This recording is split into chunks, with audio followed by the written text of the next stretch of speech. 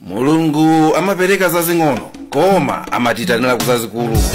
Dzina la Atate ndi la Mwana ndi la Mzimu Woyera, amen. Chaulere cha Ambuye athu Yesu Khristu, chikondi cha Mulungu Atate komanso chiyanjano cha Mzimu Woyera zikhale nanu abale. Takumana pano pa Word Made Flesh, ndipo tifuna kugawana ulaliki wathu lero pamutonena kuti Mulungu amapereka zazing'ono, koma amatiitanira ku zazikulu. Ndipo mawu athu tiatenga kuchokera m'buku la Rute chapter cha 2 ndime ya 1 mpaka na 3, 8 mpaka na 11, kenako mutu wa 4 ndime ya 13 mpaka na 17. Naomi anali ndi wachibale wake wachuma kwambiri wa mbanja la malemu mwamuna wake uja Elimeleki, zina lake Boazi. Siku lina Rute adauza Naomi kuti, mundilole kuti ndikakunkhe balere kumunda wa munthu aliyense amene akandikomere mtima. Naomi anamuwuza kuti, pita mwana wanga. Choncho Rute ananyamuka napita kukakunkha ku minda anthu atakolola kale. Kudangochitika kuti adafika ku munda wa Boazi amene anali wa mbanja la Elimeleki. Apo Boazi adawuza Rute kuti, tamvera mwana wanga, usapite kukakunkha kumunda wina uliwonse, usasiye munda uno, koma uzisata azakazi angawa, uziyang'ana munda ukukololawo, ndipo uziwasata pambuyo. Ndawuza anyamatawo kuti asakuvute. Sono ukamva luzu, uzipita ku misuko ndi kukamwa madzi amene anyamatawo atunga. Rute adawerama naziyolisa nkhope pansi, ndipo adafunsa kuti, chifukwa chiyani ndapeza kukoma mtima kotereku mwa inu, kuti mulabadeko za ine mulendo? Koma Boazi adayankha kuti, zonse zimene wakhala ukuchitira mpongozi wako kuyambira nthawi imene mwamuna wako adamwalira ndazimva zonsezo. Ndamvanso kuti udasiya abambo wako ndi mayi wako ndi dziko lako, ndipo wabwera kwa anthu amene sudawaziwe ndi kale lonse. Choncho Boazi adakwatira Rute, ndipo chauta anadalitsa Ruteyo mwakuti adatenga pathupi nabala mwana wamwamuna. Sono akazi adawuza Naomi kuti, ngodala chauta amene sadakusiyeni nokha opanda wachibale. Mwanayo zina lake litchuke mu Israeli. Mwanayo azakupasani moyo wasopano, ndipo azakuchirikizani mu ukalamba wanu. Inde wakubalirani mwana mpongozi wanu amene amakukondani, amene wakuonesani kuti akupambana ana amuna asanu ndi awiri. Naomi adajamula mwanayo namfukata, ndipo adakhala mlezi wake. Akazi achinansi ake adalengeza kuti mwana wabadwa kwa Naomi, ndipo adamutcha zina loti Obedi. Iyeyo anakhala bambo wake wa Yese, bambo wake wa Davide. Mawu a Ambuye. Tithokoze Mulungu. Chimodzi chimene anthu ife amene timakhulupirira Mulungu timayenera kumapanga tikamazifuna kuti ndife anthu opemphera, ndichoona kuti tisamangopemphera, komanso tizimuyang'ana Mulunguyo. Tizimuyang'ana Mulungu ndi kumuona kuti kodi Mulungu wathu ndi otani, kodi Mulungu wathu khalidwe lake ndi lotani, kodi Mulungu amatibweresera zinthu zotani pa moyo wathu. Tinziwe. Mukumbukira kuti m'buku la Yohane 17:3 amanena kuti chipulumutso ndichi chakuti tinziwe Mulungu komanso tinziwe Yesu Khristu. Choncho tikuyenera kuti tinziwe kuti kodi Mulungu ndi otani. N'chifukwa chakenso ife mu mpingo wathu wa Katolika timakhala ndi pemphero lija la kupembeza, limene chimene timapanga ife ndi kumuyang'ana Mulungu. Pomuyang'anapo chimodzi chimene timafuna ife nchoona kuti tinziwe kuti kodi Mulungu ndi ndani. Munthu kama muyang'ana umakhala kuti uli nchinthu china chake choona kuti pali kena kake kamene ufuna kuti uziwe ka iyeyo. Ndipo lero mawu athu amene tikunenawa tikunena kuti khalidwe limodzi limene munganziwe nawo Mulungu ngati mmansata bwinobwino m'Baibulo ndilakuti Mulungu sapereka zinthu zazikulu. Mulungu sapereka zinthu zazikulu. Iniyo mukazangoona kuti mwapemphera ndikulandira chinthu ndikuchiona kuti chinthu chonchachikulu, muziwe kuti chinthu chimene chocho pamaso pa Mulungu ndi chaching'ono. Kapena mwinaso ndinene ngati mulakwisa chonchi kuti mukazalandira chinthu ninu kumaona kuti chinthu ndalandira kuchokera kwa Mulungu ndiye chachikulu kwambiri, muve kuti pena pake china chake chalakwika. Pena pake china chake chalakwika chifukwa Mulungu sapereka zazikulu. Mulungu amapereka zazing'ono. Lino ndiye khalidwe lake la Mulungu. Mulungu sapereka zazikulu, Mulungu amapereka zazing'ono. Ndani pakati pathu amene anapasidwapo mwana okula kale, atabadwa ali ndi ndevu kale? Ndi ndani amene amalandira mwana okulakula? Ngakhale Ambuye Yesu amene pobwera sanabwera ali wankulu, anabwera ali wang'ono. Mulungu ndi khalidwe lake kuti amapereka zazing'ono. Mulungu amapereka mbewu. Mulungu sapereka zipaso. Ayi, mukazamona Mulungu akafuna kupereka amakupasa nthangala, amakupasa zazing'ono, ndipo zimene zicha ndi zimene iye amapereka. Inuyo mukuziwa kuti Ambuye Yesu anapereka fanizo la anthu atatu amene anapasidwa makobiri. Wina anapasidwa 5, wina 2, wina 1. Zinali zochepa. Amene ndi Mulungu amene amapereka zinthu zazing'ono. Ambuye Yesu anapereka fanizo la kambewu ka mpiru. Ndipo nena kuti kambewu ka mpiru kameneka mukatenga Marko 4:31 ndi kakang'ono kuposa mbewu zina zonse. Amene ndiye Mulungu amene amapereka zazing'ono. Mulungu sapereka zazikulu. Mukazangokhala kuti inuyo mwafika pachopena kuti chindaliso chandikulira, muziwe kuti ngati simusamala pena pake mulakwisa. Mukuyenera mufase ndi kuzindikira kuti Mulungu sapereka zazikulu, Mulungu amapereka zazing'ono.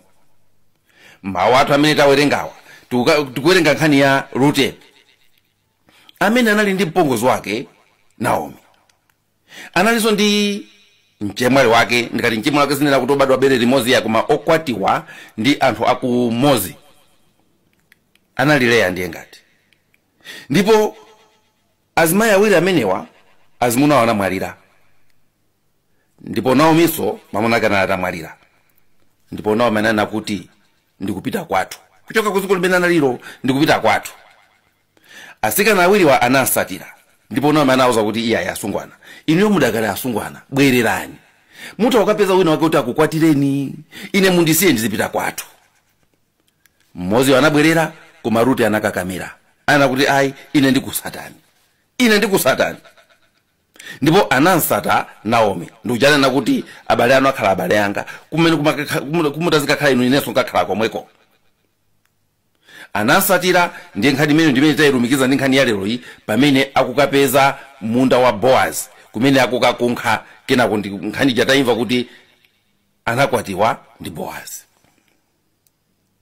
Mulungu mmene ankafuna kupulumutsa dziko lapansi anasankha kuti akafikire ku mtundu wa Israeli. Sanangobwera kwa anthu onse, Mulungu anapatula mtundu wa Israeli, anthu ochepa, mtundu waung'ono kuti ukhale anthu ake. Ndikuti Mulungu sapereka zazikulu. Mulungu anatenga anthu ochepa a Israeli kuti akhale anthu ake, ukhale mtundu wake. Limenelo ndi khalidwe la Mulungu kuti Mulungu amayambira papang'ono. Komano pamene Mulungu wayambira papang'ono, pamene Mulungu watipasa chaching'ono, amatiitanira ku chachikulu. Kutanthauza kuti kakang'ono kamene walandira iwe, Mulungu amakhala kuti akufuna iweyo ukagwiritse ntchito kamene kaja mutuluke zazikulu. Ukalandira chinthu chimene chikuoneka ngati nchachikulu, iweyo ngati utachitenga kuti chinthu nchachikulu, ulephera kuchikuza koposa mmene chakulira mucha. Chifukwa zina kuti ndalandira chachikulu kale. Olochita kulamaka mmutu mwanumo mukumbukire Mulungu sapereka zazikulu, amapereka zazing'ono. Kusonyeza kuti kuchokera pa chimene walandira iwecho, ngakhale kuchiona ngati ndi chachikulu, akukuyitana kuti upange zazikulu koposa pamenepo waposa zimene iwe walandirazo. Ameneyo ndiye Mulungu wathu amene amafuna kuti atipase zazing'ono, koma kuchokera ku chaching'ono chimenechi amatiitana kuti anthufe tipite ku chachikulu. Aisraeli mmene anasankhidwa ngati mtundu waung'ono, sikuti Mulungu anafuna kuti wakhale ang'ono choncho ayi. Anafuna kuti waja akule. Nchifukwa chake anawuza kuti inuyo mukhale poyambira apanga, mpite mitundu ina yonse izandikonda izandisata chifukwa cha inu. Choncho iwo aja anawuza kuti akungoyenera kuti apite akalalike kwa mitundu ina kuti mtundu wa Mulungu ukule. Mene Mulungu ankalenga munthu sanalenge tu muzi watunthu, analenga mmodzi yekha Adamu ndi kulenga Eva, analenga anthu awiri. Koma anawuza kuti chani? Muchulukane. Mulungu amapereka kakang'ono, ndipo akakupasa kakang'ono amakuitana kuti akuitanire ku zazikulu. Limene ndiye khalidwe la Mulungu. Chilichonse chimene utalandire munthu kuchokera kwa Mulungu usachitenge kuti ndi chaching'ono. Komano apa mundimvese, sindikunena kuti ukalandira chinthu chochokera kwa Mulungu uzichiderera. Ngakhale chili chaching'ono uziwe kuti mu chaching'ono chimenechi muli kuthekera kwena kuti chita kukula. Mulungu akundiyitana kuti chinthu chichikule. Ngati pali amene amaziwa kupakira zinthu ndi Mulungu. Inuyo munayamba mwa pakirapo katundu mchikwama mwanu, zovala muchikwama, muli pa ulendo kupakira mchikwama.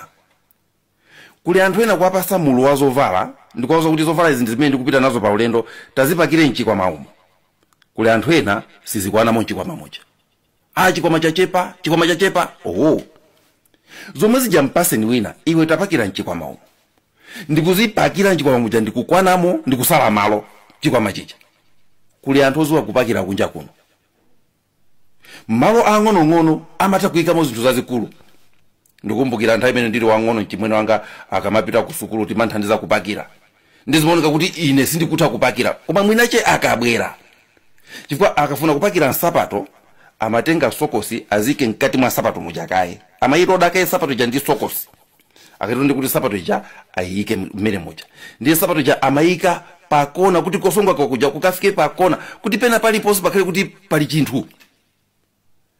Akafuna kuti kaya apakire kaya ndi poto, mpoto mujasama kuipakira poto ija nkati mujamayika mo zinthu kaya tinyiza mu t-shirt kaya tinza chani, kupakira zinthu zija ndikukwana bwino. Ndiye iwe ochiona chikwama chija kuchepa umageza kuti chikwama chincha ching'ono, koma chinyamule uone mmene chitalemerere. Amene ndiye Mulungu amene amaziwa kupakira kwambiri.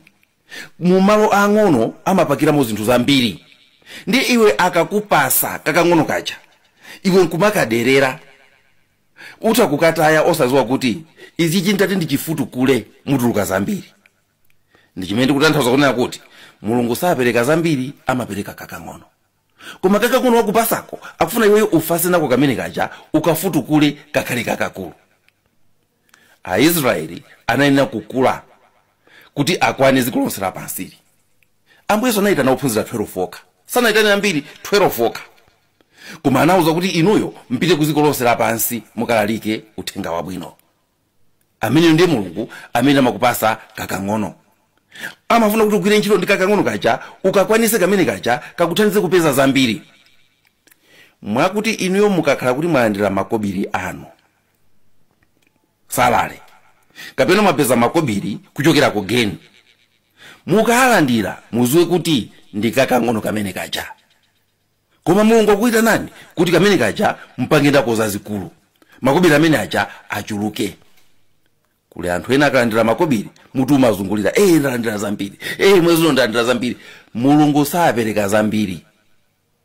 Mukalandira makobiri anu choyambirira chimene mukwena kumaganizira inu, kodi makobiri amene ndi apanga bwanji kuti apange makobiri anzake. Musanakeze una kuti kodi ndi aja bwanji, mukwena muyambe kuti kukeze una kuti kodi makobiri amenewa ndi atani kuti apange makobiri anzake. Chifukwa Mulungu akakupasa kakang'ono amakhala kuti akukuitanira kuti upange zazikulu. Ndi mmene anthu feri kuyenera kukhalira. Mulungu anatipasa dziko lathu la Malawi laling'ono, koma akufuna kuti kuchokera mu dziko laling'onoli ife tifalikire ku maiko ena onse. Tisunge dziko lathu tilisamalire koma kuchokera ku kakang'ono kameneka ife tithe kupindula ndi dziko lonse lapansi. Ndicho chamuzapeza kuti lero anthu akapapanga mageni yawo ngakhale ali Malawi muno akumapanga ndi maiko akunja, ku Tanzania, ku Zambia, ku South Africa, ku America, ku China, koma iwo ali ku Malawi konkuno. Suso wakuti uchoke kuti upite ku John, kakang'ono kamene Mulungu akupasaka kakuze kameneka kakafikire malo akulu, malo atali. Mulungu akakupasa banja limakhala kuti banja lija ndi laling'ono. koma cholinga chake nchona kuti kuchokera mbanja lija mufikire anthu osiyana-siyana kunja uko. Tingati chisanzo kuti mbanja mwanu mulimo anthu 5. Akufuna kuti mbanja mwanu muja mukondane, mukakondana ndi kuti mukhale ndi anthu ambiri okukondani. Chifukwa chona kuti aliyense mbanja muja akhala ndi nzake. Uyu akapeza nzake kunja uko, wina apeza nzake kunja uko, wina apeza nzake kunja uko. Onse aja amasanduka anzakonso iwe amene uli mbanja muja. Poteropo umakhala kuti banja lija lakula. Chifukwa chona kuti kakang'ono kamene unakalandira kaja kakuthandiza kuti iweyo ukule ufike patali. Naomi ndi Rute anapasidwa mamuna amene anali ngati mamuna wake, ndipo anapasidwa Naomi ngati mpongozi wake. Chibale chimene anachilandira okulakula. Ndi kuli anthu amene amanyoza chibale chimene anthu akumana okulakula, ngoyena kuti iye koma ineyo mbale wanga ndi amene ninabadwa naye bene limodzi.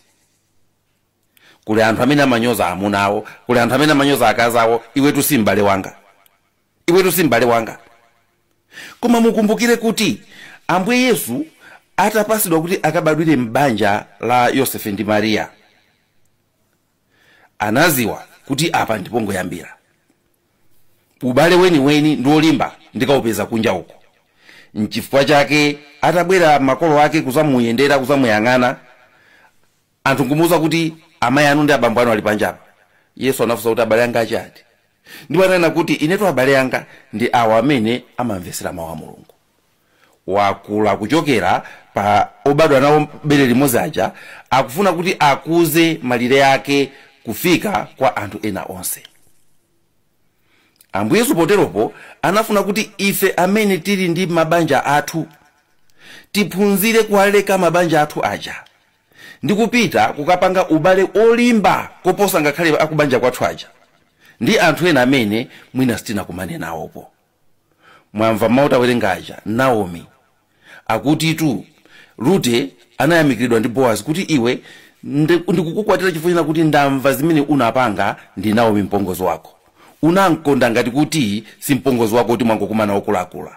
Unansatira mpakana. Munapanga ubale olimba ona kuti osililika. Ndafuna kuti kuzera mawalero inu ngati munakwatira muyang'ane ubale wanu ndi apongozi anu. Kodi pakati pa inu apongozi anu ubale wanu ndotani? Muyang'ane ubale pakati pa inu ndi azilamu anu. Kodi ubale wanu ndo wantundu chani? Muyang'ane ubale pakati pa inu ndi mamuna anu, pakati pa inu ndi mkazi wanu. Kodi mumatenga kuti ubale umene ndi olimba koposa ngakhale ubale wa anthu amene munabadwa nawo banja limodzi?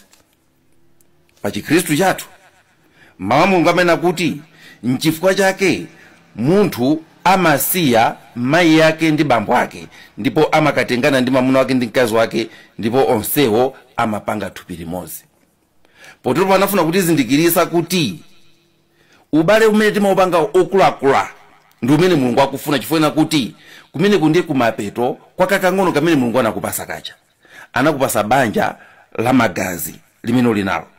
Koma Marko 10:8 akunena kuti akakupasa banja limene lija iwe nkumango likonda banja lokhalija, ulibe ulemu kwa Mulungu amene akuyitanira ku zazikulu. Nchifukwa chake pamene anthu atengana, ubale umene amapanga iwo ngakhale akumana okulakula umakhala waukulu ndithu koposa ngakhale ubale wa amayi ako ndi abambo ako, achimwene ako ndi achemwali ako. Inuyo mwaonapo maubale osililika pakati pa munthu ndi apongozi ake. Kuli anthu amene akuzowa kupanga ubale ndi apongozi awo ndi kumakhala ngati kuti anthu anapochokera nyumba imodzi. Kuli anthu amene azimayi amene ndi apongozi awo aakazi amakhala ngati munthu ndi chemwali wake. Mwamva mmene Rute amakonderana ndi Naomi. Akuti mpakana anthu kumana kuti koma Naomi iliyo tumwadala, chifukwa kuti Mulungu wakupasani mpongozi wanu amene amakukondani. Ndipo kuti amachita kunena kuti wakuonesani kuti iyeyo akupambana ana amuna asanu ndi awiri. Kuti chibale chimene chili nawo pakati pa Rute ndi Naomi, munthu kumamva kuti apapa ndikoposa kukhala ndi ana amuna asanu ndi awiri. Ndipo kunena kuti mwana amene Rute anabereka amene amamulera anali Naomi, apongozi ake ndi amene anali mulezi wake, mpaka na anthu kumachita kunena kuti Naomi ali ndi mwanayo ali wa Rute. Komatu kuli kunja kuno apongozi oyena kuti songa kapasa apongozi mwanako. Kumpeza munthu ali ndi mwanake, apongozi ake ndizakulandeni kupita ukakhwathula, muzakumpasa ufiti mwanangai, mukabereke wanu. Kuyiwala kuti amene uli nayeyo anambereka ndi omweyo. Kupanga maubale osiririka ngakhale mwakumana okulakula. Chimenecho ndi Chikhristucho. Kuli azibambo amene ndi apongozi awo amuna amaoneka ngati kuti ndi munthu ndi chimwene wake. Kumene kunde kuziwa kuweta kakang'ono kamene Mulungu wakupasa. Kuli anthu amene mkazi wawo amakhala ngati nzawo, mamuna wawo amakhala ngati my friend wawo. Kuweta ndi kuchulukisa kakang'ono kamene Mulungu wakupasa. Tili ndi mipakati mu mpingo mwathu imene timakumana anthu amene tangokumana kandi kuntchito kandi kuti tangokumana kudera kuja kumatakumana okulakula. Kuli anthu amene amanyozera kupita kumphakati kumanena kuti alibe nawo ntchito. Sungakhale Mkhristu ngati suziwa kukhala ndi anzako kumphakati, chifukwa ngati ukuona ngati kuti abale ako ndi okhawa amene unatuluka nawo bere limodzi, ndi Chikhristu sukuchiziwa. Abale ako inini ndi akumphakati aja, chifukwa chikuchitikira china chake amene aja ndi amene amathamanga. Abale ako ndi akumphakati aja, chifukwa ina kuti kena kake kakasokonekera amene aja ndi amene amakutulukira. Muyang'ane anthu amene amaziwa kulemekeza mphakati, ubwino umene amaupeza kuchokera kumeneko. Koma kuli anthu ena chifukwa cha kuzikonda, komanso chifukwa cha kusazindikira bwino kuti kodi Chikhristu chikulamula zotani, sata kutuluka kuchokera mu maubale awo amagazi ndi kutuluka kukafika pa maubale ena osiyana ndi amenewo. Tikungoyenera kuchivomera chifukwa chimene Ambuye Yesu anakhazikisa. Ukapasidwa kakang'ono usakakamire kukakang'ono kuja, koma utuluke ukuze malire yako. Mwapasidwa kuti mulamulire ziko, kachipani kanu kalamulire ziko, kandi MCP kandi DPP mulamulire ziko. Ndikumbwambwana ndiponso ndikupusa kuti muzikangokonda anchipani mwanu mokhamo. Anakupasani kachipaniko ncholinga choona kuti inuyo akuitaneni kuchachikulu, mukakonde azipani zina, mukakonde amadera ena, mukakonde anthu osiyana-siyana. Mukatero pamene Mulungu amalimbikisa ulamuliro wanu. Koma ngati inuyo simunachipeze chimenecho choona kuti nzeru za Chikhristu nzoona kuti akakupatulira kagulu kakang'ono kuti iwe ako ndi awa, sikuti akuti ukhale konko ndi kumapondereza ena kapena kumasala ena, koma kuti ugwirise ntchito kamene wakupasa Mulungu kaja, ukagwirise ntchito kuti ukafikirenso ena kutali. Ukatero Mulungu amakudalisa. N'chifukwa chake tikunena kuti tikuyenera kuphunzira anthu fe kuti Mulungu akakupasa sakupasa kakakulu, amakupasa kakang'ono. Ndi jambo Yesu anena kuti ngati sukhulupirika ndi kanthu kamene kali kako ndipo iwe sukhulupirika nako, kodi ndi ndani amene azakupase kako? Luka 16:12. Ngati sukhulupirika ndi chawina, kodi ndi ndani amene azakupase kako? Ngati kakang'ono kamene mwapasidwa inu simukukhulupirika nako, kodi azakupasa ndi bwanji kanu? Ziko litikalititenga timakhala kuti ndi life amalawi, ndipo timakhala ngati kuti takupasani inuyo kuti mutilamulire. Mukungoyenera kuti mukhulupirike ndi kanthu kathuka, mukhulupirike ndi kaziko kathuka, mukhulupirike ndi zimene ife takupasanizi. Mukakhulupirika nako tizakupasani kuti likhale lanu. Muzalamulira zaka 5, kenako zaka 10, kenako zaka 15, kenako zaka 20. Koma ngati simukhulupirika ndi kakang'ono kamene takupasanika, ndi kumapatulapo ena, ndi zaka 5 zomwe simuzakwana. Chifukwa choona kuti simunakhulupirika ndi kakang'ono kamene Mulungu anakupasani. Ambuye Yesu ananena ndithu kuti abale ake ndi amene amamvera mawu ake. Mateyu 12:48. Tipemphere kuti inu ndi ine nthawi zonse tizikumbukira chimenechi. Mulungu sapereka zazikulu. Akakupasa madaliso amene akoleka ngati ndi akulu, akufuna kuti uagawe madaliso amene aja. Ndipo ukakhala kuti uli ndi mtima wagawa, saonekanso kuti ndi akulu. Koma amazakula chifukwa choona kuti umakhala ngati wazala mbewu mwa anthu onse aja amene iwe wayanjana nawo kuzera mu madaliso amene Mulungu akupasa.